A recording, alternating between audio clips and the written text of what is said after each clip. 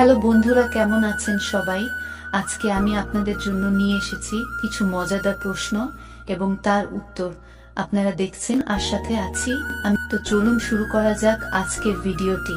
আর ভিডিওটি দেখার সময় অবশ্যই হেডফোন ব্যবহার করুন, কারণ আপনার আশেপাশে কেউ শুনতে পেলে আপনারই সমস্যা হতে পারে। প্রশ্ন: মেয়েদের কোনো বয়সে তলার জিনিসটিতে চুল আস্তে আস্তে বের হয়?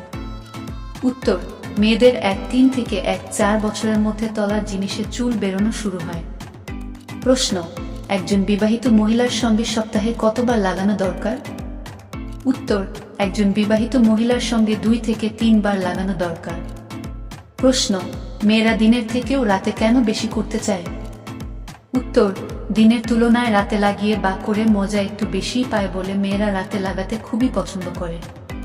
প্রশ্ন: কুমারী মেয়েরা সামনে না পেছনে করতে বেশি পছন্দ করে? উত্তর: কুমারী মেয়েরা সামনে করতে বেশি পছন্দ করে। প্রশ্ন: পুরুষের লিঙ্গ থেকে কত দ্রুত বেগে বীর্য বের হয়ে যায়? উত্তর: 2-8 কিলোমিটার বেগে পুরুষের বীর্য বের হয়ে থাকে।